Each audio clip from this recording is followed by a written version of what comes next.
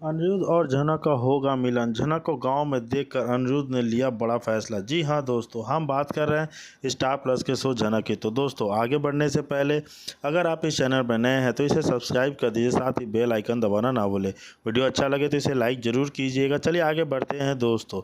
झनक सीरियल में हमें देखने को मिलने जा रहा है कहानी में 5 साल का लीप। इसके बाद कहानी में अब तक हमें देखने को मिलता है कि अनिरुद्ध और अर्शी अभी भी एक साथ रह रहे होते हैं, लेकिन दोनों के बीच एक समझौता हुआ होता है कि वे कभी एक दूसरे के करीब नहीं आएंगे और अपनी दूरियां बनाए रखेंगे। अब कहानी में नया मोड़ आता है जब अनिरुद्ध को एक ज़मीन के प्रोजेक्ट के सिलसिले में गांव जाना पड़ता है। अगर अनिरुद्ध गलती से उस गांव पहुंच जाता है जहां झनक रहती है, वहां की ज़मीन उसे अपनी कंपनी के प्रोजेक्ट के लिए बहुत पसंद आ जाती है और वह वहीं पर काम शुरू करना चाहता है, लेकिन गांव वाले अनिरुद्ध को रोक देते हैं और गांव में घुसने से मना कर देते हैं। गांव वालों और अनिरुद्ध के बीच बहस और झगड़ा शुरू हो जाता है। उसी वक्त झनक को खबर मिलती है कि पराशर ने शहरी आदमी से झगड़ा कर लिया है, तो वह दौड़ती हुई अपनी बेटी मून के साथ वहां पहुंच जाती है। वहां पहुंचकर झनक जो देखती है उसे देखकर उसके तो होश ही उड़ जाते हैं। सामने अनिरुद्ध खड़ा होता है। झनक को यकीन नहीं होता कि अनिरुद्ध वहां कैसे पहुंच गया। तभी अचानक अनिरुद्ध की नज़र भी झनक पर पड़ती है। अनिरुद्ध झनक को देखकर बहुत खुश हो जाता है, उसके पास आता है और उसे गले से लगा लेता है। यह देख पूरा गांव दंग रह जाता है, लेकिन तभी पराशर सामने आकर अनिरुद्ध को धमकी देता है। वह गुस्से में चिल्लाता है और कहता है, तुम्हारी हिम्मत कैसे हुई मैं हमारी पत्नी पर नज़र डालने की। यह सुनकर अनिरुद्ध को तो बहुत बड़ा झटका लगता है। उसे लगने लगता है कि झनक ने इन 5 सालों में अपनी ज़िंदगी में आगे बढ़कर नई शुरुआत कर ली है और अब उसकी एक बेटी भी है जो शायद पराशर और झनक की बेटी है। अगर अनिरुद्ध को यह सच नहीं पता कि यह छोटी बच्ची असल में उसकी खुद की बेटी है और झनक और अनिरुद्ध की अपनी बेटी मून, तो आगे कहानी में क्या होने वाला है? क्या अनिरुद्ध अपनी असली बेटी मून को पहचान पाएगा? क्या झनक अनिरुद्ध को सच बता देगी कि मून उसकी बेटी है, ना कि पराशर की आगे की कहानी? जी हाँ दोस्तों, वहीं आगे की तरफ देखने की नहीं दूंगे। झनक बोलती है, आज के बाद से मैं खुद की जिम्मेदारी उठाएंगी और गांव की लड़कियों की भी मदद करूंगी।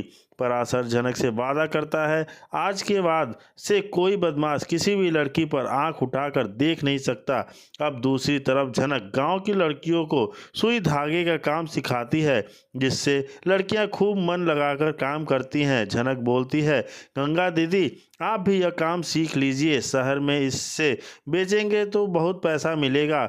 अब दूसरी तरफ अनिरुद्ध अपने कपड़े पैक कर रहा होता है। अर्शी अनिरुद्ध को बतलाती है, अनिरुद्ध मैं फिर से तुम्हारे साथ रहना चाहती हूँ, मैं तुम्हें चाहते हो तो कि डाइवोर्स दे दूंगी तो खुश होगे ना?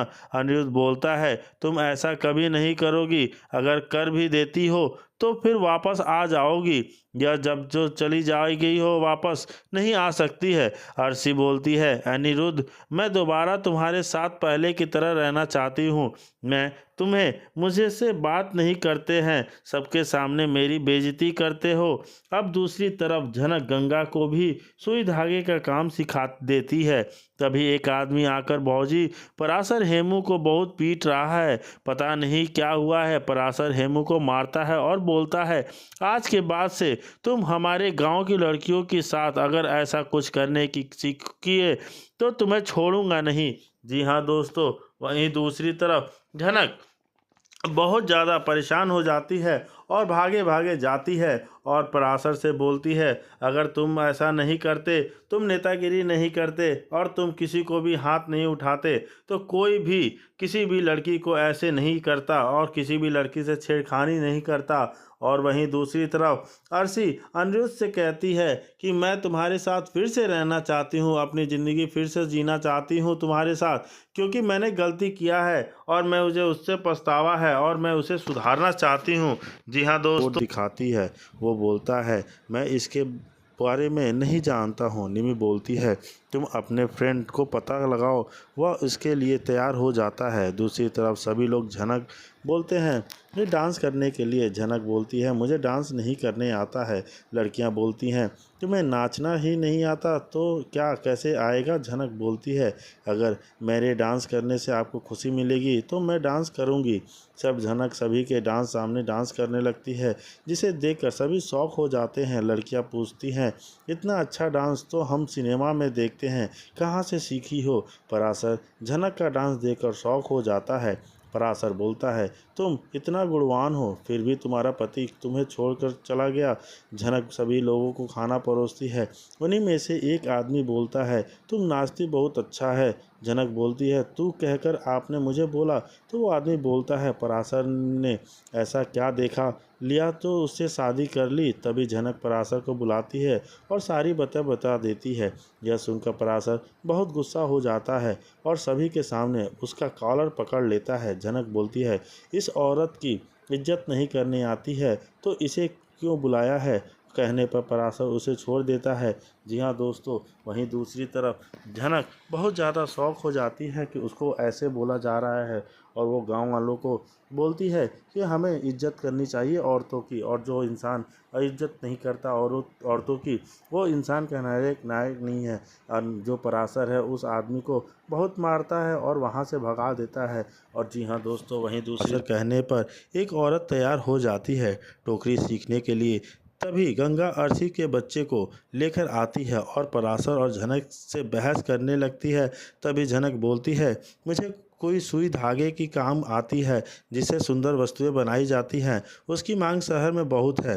पराशर बोलता है ठीक है, सारे सामान मंगवा देता हूँ, लेकिन तुम गांव की लड़कियों को भी सिखा देना। दूसरी तरफ लाल और थामी को पता चलता जाता है कि अपू को कैंसर यह सुनकर थामी रोने लगती है।